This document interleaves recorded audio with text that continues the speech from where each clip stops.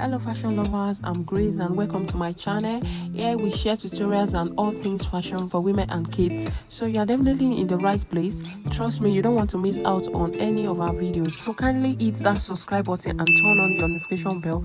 And to my returning subscribers, welcome back. I truly appreciate your love and support. Thank you. In this tutorial, we'll be learning how to cut and sew a kid's short.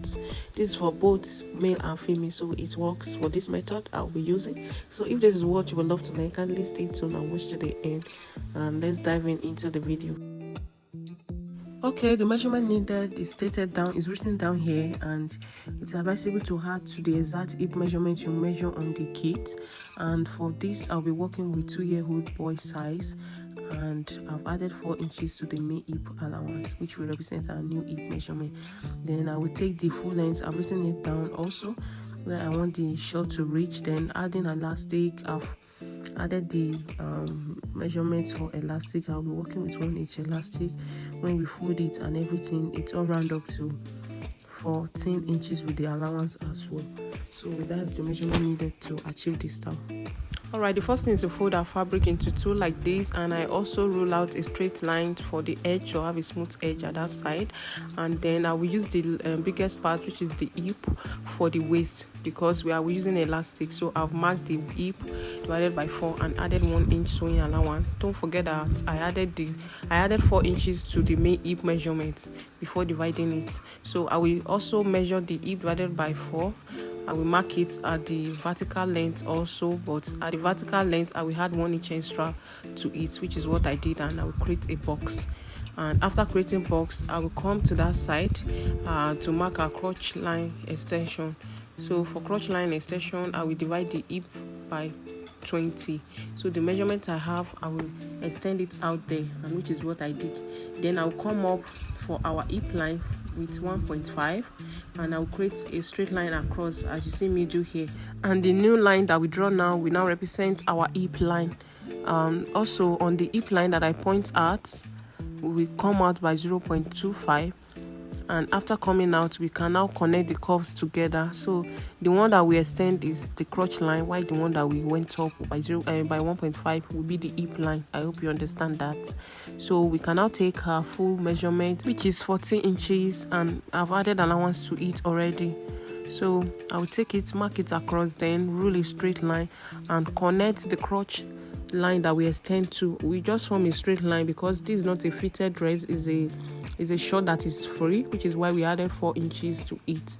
All right, now we can now connect the crotch extension to the hem of the dress and add 0.5 inches to the crotch side and the other side, as you see me do here. So we don't need to add any allowance to the hem because we've added it already. Now we can now cut, then mark the chalk at the other side to be sure of the right side. Okay, the next thing is to cut the back piece, and I've already folded the material into 2, then left enough space that when we place the front on it, we can have our space to cut for the back. Also ensure you left enough space that we can add. So I'm leaving about 1.5 inches or 2 inches at the upper part. Then I will pin the front piece on it. The crotch line, I will extend the crotch by dividing the hip by 10. This time around, the hip by 10, so I have about 2.5 or so.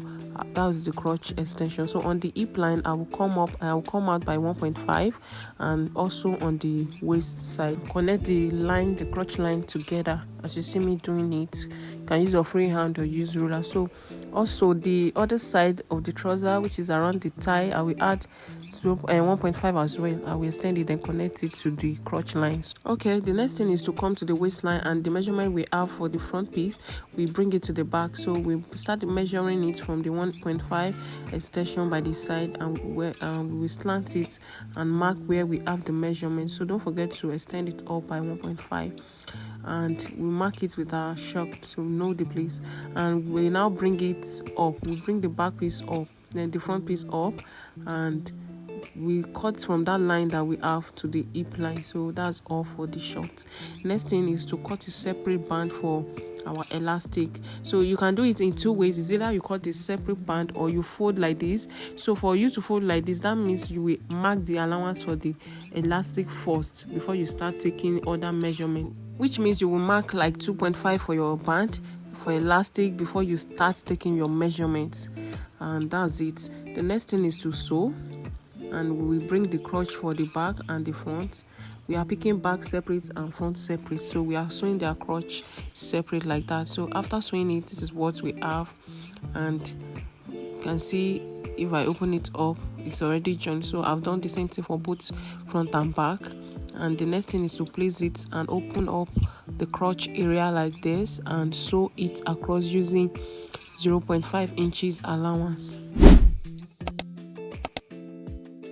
Okay, so this is what it looks like after I've done that. The next thing is to come to the side and sew using 1 inch allowance that we left. So I've done that. This is what it looks like. The next thing is to add a band for elastic. So I'll measure the waist round, and I have 28.5 there. Okay, I'll be working with 1 inch elastic, and to achieve that I'll cut the band of 1.5 on fold, which means when I open it up it will give me 3 inches. So I'm cutting 1.5 inches on fold. Can you see? So 3 inches, and I'm cutting it in 2 places since I can't have 28 inches on a straight line, which is why I'll be cutting this thing to achieve the band. So this is what it looks like after I've cut it out. I have 3 inches, and the length that will be okay to have the waist measurement that I measured is what is there. So next thing is to just stitch both together to have it in one place, and after doing that and I fold it, it should have something like this. Okay, which when I fold, it should give me 1.5 inches for the which will be enough to sew and pass my elastic. Okay, so don't forget to add an extra allowance for about, let's say, 4 inches to the waist measurement that we needed, so that you'll be able to sew the allowance.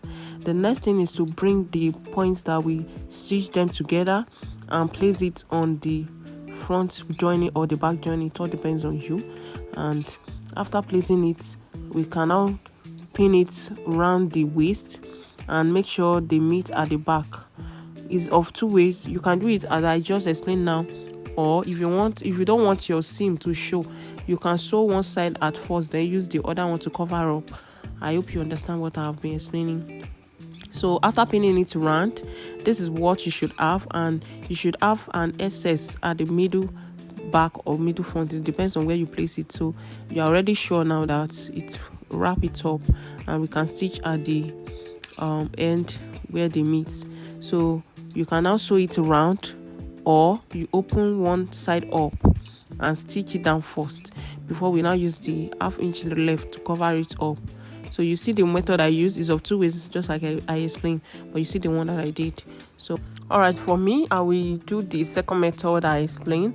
I will stitch first with one side, then use the other one to cover it up. So here it is. I've already stitched one side up to it. Can you see what it look like? So I will just put the allowance inside like that and use it to cover it up like you see here. So I'll just use the 0.5 left to cover it up and leave about some space of 2 inches, then then pass the elastic inside through that space I will leave. So after doing that, I think that's all. So for you, if you are not covering the seam, you just need to pin it around, then sew it using 1/2 inch. That one is very fast and easy. So you just pass your elastic through the hole, just leave some holes, then pass your elastic through that hole and attach it. So it's a different method. You can even pass elastic from the band before joining it to the waist. So either ways that work for you. So this is what I did. I will now stitch it down. After I've joined one side, I will pass elastic, and I will fold it up and stitch it down, then leave some space to pass the elastic, and that will be all. Okay, thanks for watching to the end. If you have not subscribed, kindly subscribe to my channel and turn on your notification bell for more videos coming. Thank you, and see you in the next one. Bye bye.